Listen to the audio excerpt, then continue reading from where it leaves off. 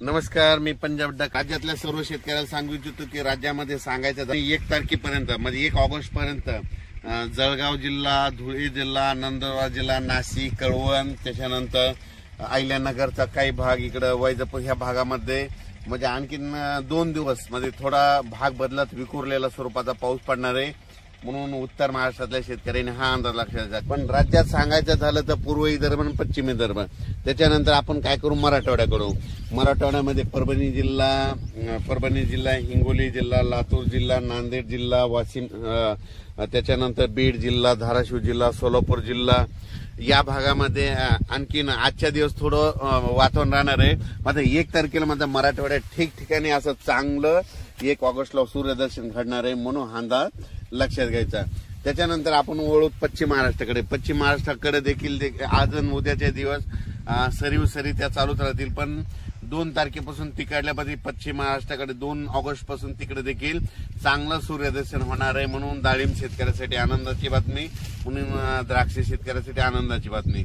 त्याच्यानंतर काय करायचं, आपण पूर्व आणि पश्चिम विदर्भ 6-5-11 जिल्ह्यामध्ये म्हणजे वर्धा, नागपूर, भंडारा, गोंदिया, चंद्रपूर, त्याच्यानंतर अकोला, यवतमाळ, बुलढाणा, अमरावती या भागामध्ये पूर्व आणि पश्चिम म्हणजे 6-5-11 जिल्ह्यामध्ये तिकडं आणखीन 1 तारखेपर्यंत थोडं ढगाळ वातावरण आणि तुरळक ठिकाणी पाऊस देखील असणार आहे. पण 2 तारखेला मात्र चांगलं असं सूर्यदर्शन होणार आहे. 2 तारखेपासून ते 8 ऑगस्ट पर्यंत चांगलं सूर्यदर्शन घडणार आहे. म्हणून तुम्ही ती शेतीची कामे आटपा.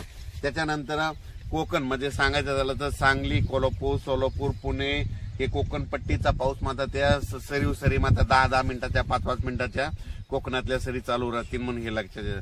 त्याच्यानंतर कर्नाटकमध्ये बेळगाव, निपाणी त्या भागात देखील म्हणजे सरी थोड्याफार येणार आहेत, म्हणून कर्नाटकच्या शेतकऱ्यांनी हे देखील अंदाज घ्यायचा. पण राज्यात परत तुम्हाला सांगू इच्छितो की आता परत 1 ऑगस्ट पासून ते 8 ऑगस्ट पर्यंत काय होणार आहे, चांगलं सूर्यदर्शन होणार आहे. पावसाचा जोर कमी होणार आहे. मग पाऊस नंतर राज्यात कधी येणं, शेतकऱ्यांनी कधी कामं करून घेतली. तर शेतकऱ्याला सांगू इच्छितो की तुम्ही काय करा, 8 ऑगस्ट पर्यंत तुम्ही शेतीची कामे करा. पण 8 ऑगस्टला तुम्हाला सांगतो की पाऊस कोणत्या प्रकारे कोणत्या भागात येणार आहे.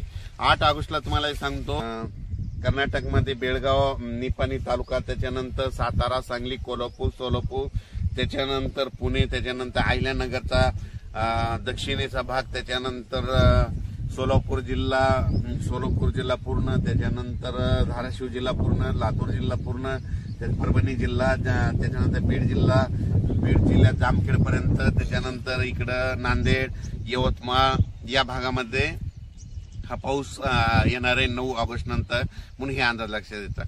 अचानक वातावरण बदल झालं तर लगेच एक मेसेज दिला जाईल.